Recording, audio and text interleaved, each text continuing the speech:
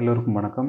இந்த 2026 லெந்து நாட்களில் உங்களோடு கூட இந்த நிகழ்ச்சியின் மூலமாக நான் சந்திப்பதில் பெரும் மகிழ்ச்சி அடைகிறேன்.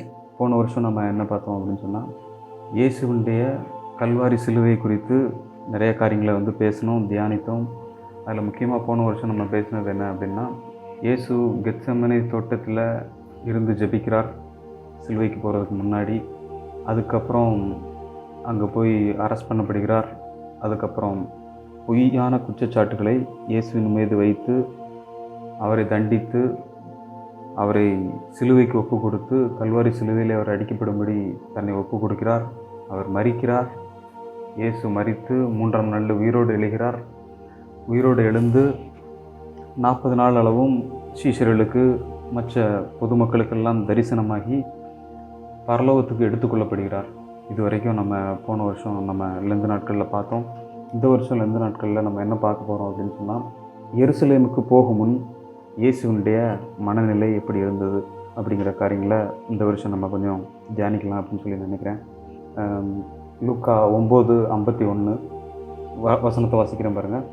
பின்பு அவர் எருசலேமுக்கு எடுத்துக்கொள்ளப்படும் நாட்கள் சமீபித்த போது அவர் எருசலேமுக்கு போக தமது முகத்தை திருப்பி, 52வது வசனம், தமக்கு முன்னாக தூதர்களை அனுப்பினார். அவர்கள் போய் அவருக்கு இடத்தை ஆயத்தம் பண்ணும்படி சமாரியருடைய ஒரு கிராமத்தில் பிரவேசித்தார்கள். இந்த லூக்கா 9:51 இருந்து என்ன சொல்கிறாங்க அப்படின்னு சொன்னால், இந்த ட்ராவல் நரேட்டிவ், இது என்ன ஒரு ட்ராவல் நரேட்டிவ் அப்படின்னா, இயேசுவுடைய கல்வாரி சிலுவைக்கு இவர் போய் கொண்டிருக்கிறார். இந்த லூக்கா 9:51 இருந்து தான் இந்த ட்ராவல் நரேட்டிவ் ஆரம்பிக்குது. அதனால தான் சொல்லப்பட்டிருக்கு பாருங்கள். பின்பு அவர் எடுத்துக்கொள்ளப்படும் நாட்கள் சமீபித்த போது, இந்த எடுத்துக்கொள்ளப்படும் நாட்கள் சமீபித்த போது அப்படிங்கிறத கவனிங்க. எங்கே எடுத்துக்கொள்ளப்பட போகிறார்? பரலோகத்துக்கு எடுத்துக்கொள்ளப்பட போகிறார். பிதாவுடைய வலது பரிசத்திலே உட்கார போகிறார். எப்படி அங்கே போய் உட்கார முடியும்? அதுக்கு முன்னாடி பெரிய பாடுகளின் பாதை இருக்கிறது. அது அந்த சிலுவையின் பாதை. அது எங்கே போனால் நிறைவேறும் அப்படின்னு சொன்னால், எருசலேமுக்கு போனால் தான் இந்த சிலுவை பாதை நிறைவேறும். சார்ல்ஸ் ஸ்பர்ஜன் அப்படிங்கிற ஒரு மிகப்பெரிய பிரசங்கியார் இப்படி சொல்கிறார் பாருங்க. Christ went to Jerusalem not as a victim but as a conqueror marching to his cross. அதாவது இயேசு எருசலேமுக்கு அவரை ஏதோ கொண்டு போகிறாங்க அப்படிங்கிறதுனால அவர் போகலை. அவர் எப்படி போகிறார்? Conqueror marching to his cross. நம்முடைய பாவங்களுக்காக அவர் தண்டனையை ஏற்றுக்கொள்ளும்படி இதற்காக தான் அந்த பூமிக்கே வந்தார். இதை எங்கே போய் செஞ்சு முடிக்கணும் அப்படின்னு சொன்னால், கல்வாரி சிலுவையிலே செய்து முடிக்க வேண்டும். இதற்காக அவர் எருசலேமை நோக்கி பயணிக்கிறார். அதுதான் அப்படி சொல்கிறாங்க, as a conqueror marching to his cross. ஒரு ஜெயிக்கிறவராக, வெற்றி வேந்தனாக அந்த சிலுவையை நோக்கிய பயணத்தை தொடர்கிறார். எருசலேமை நோக்கி தம்முடைய முகத்தை திருப்பினார் அப்படின்னு சொல்லப்பட்டிருக்கு பாருங்க. அவர் எருசலேமை நோக்கி தம்முடைய முகத்தை திருப்பினார் அப்படிங்கிறதுக்கு ஏன் அதை சொல்லியிருக்குது அப்படின்னு சொன்னால், அங்கு தான் தேவாலயம் இருந்தது. எருசலேமுக்கு போனால்தான் சிலுவையில் பாடுகள் அனுபவிக்க முடியும், அந்த பாடுகள் நிறைவேற்ற முடியும், நம்முடைய பாவ சாபங்களை ஏற்றுக்கொண்டு மரிக்க முடியும், பாதாளம் வரை சென்று பிசாசை ஜெயித்து மரணத்தை ஜெயித்து 3ஆம் நாளில் உயிரோடு எழுந்து பின்பு 40 நாள் சீஷர்களுக்கு தரிசனமாகி அதன் பின்பு பரலோகத்துக்கு எடுத்துக்கொள்ளப்பட்டு தேவனால் உயர்த்தப்பட்டு பிதாவினுடைய வலது பரிசத்தில் அவர் உட்கார முடியும். இவ்வளோ காரியம் இருக்குது பாருங்கள். அதனால தான் எருசலேமுக்கு போக தம்முடைய முகத்தை திருப்பினார் அப்படின்னு சொல்லப்பட்டிருக்குது. இதை கிங் ஜேம்ஸ் வெர்ஷனில் எப்படி சொல்கிறாங்கன்னா, KJV வெர்ஷன், அதில் he steadfastly set his face to go to Jerusalem. steadfastly அப்படிங்கிற வார்த்தை கவனிங்க. ஸ்டெட்ஃபாஸ்ட் அப்படின்னா அதிலேயே நோக்கமாக இருக்கிறார்.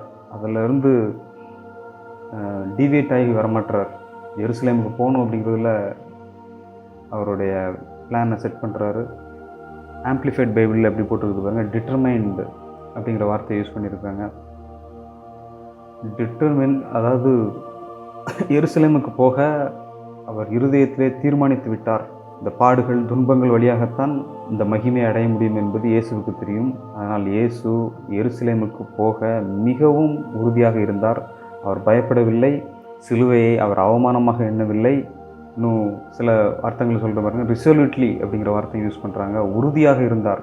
டியூட்டிஃபுல்லி அவர் சிலுவைக்கு போகும்படியாக, தன்னுடைய கடமையை முடிக்கும்படியாக ஜாக்கிரதையாக இருந்தார்.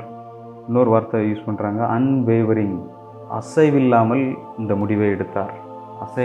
அசைவில்லாமல் அப்படின்னா லெஃப்ட்லேயும் திரும்பலை, ரைட்லேயும் திரும்பலை, எருசலேமுக்கு போகும்படி தம்முடைய முகத்தை திருப்பினார். நாம் ஜெபிப்போம். நமக்காக செய்த காரியங்களை எண்ணி பார்ப்போம். ஸ்தோத்திரம் கர்த்தாவே, தேங்க்யூ லார்ட், தேங்க்யூ ஜீசஸ். இந்த நாட்களிலும் கூட கர்த்தாவே உங்களுடைய சிலுவை குறித்து ஆண்டவரே, உங்களுடைய சிலுவை நோக்கிய பயணத்தை ஆண்டவரை நாங்கள் பார்க்கும்படி எங்களுடைய மனக்கண்கள் திறக்கப்படட்டும். எங்களுக்காக அவமானத்தையும் எண்ணாமல் அன்புள்ளவராய், மனதுருக்கம் உள்ளவராய், மனுக்குலத்தை மீட்க வேண்டும் என்ற ஒரே நோக்கத்தோடு தீராத தாகம் உள்ளவராய் எருசலேமுக்கு போக உங்களுடைய முகத்தை திருப்பினீரே, உமக்கு நன்றி என்று நாங்கள் இருதயத்திலிருந்து சொல்லுகிறோம் கர்த்தாவே. நீர் எருசலேமுக்கு போக உறுதியாயிருந்தீர், நீர் ஜெயிக்கிறவராய் முன் சென்றீர். உமக்கு ஸ்தோத்திரம். ஜனங்களையும் கேட்டுக்கொண்டிருக்கிற ஒவ்வொரு ஜனங்களையும் கர்த்தாவே ஆசீர்வதியும் கர்த்தாவே. அவருடைய வாழ்க்கையில் ஆண்டவரே உள்ள பிரச்சனைகள், போராட்டங்களுக்கு மத்தியிலே கர்த்தாவே உண்மை தியானிக்க இந்த நாட்களில் ஆண்டவரே உண்மை உயர்த்த ஆண்டவரே நீர் மிகப்பெரிய கிருபையை செய்கிறபடினால் நமக்கு ஸ்தோத்திரம் கர்த்தாவே. கேட்கிற ஒவ்வொருவரையும் ஆசீர்வதியும் ஆண்டவரே.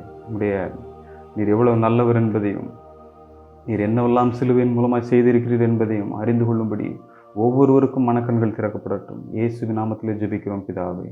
ஆமென்.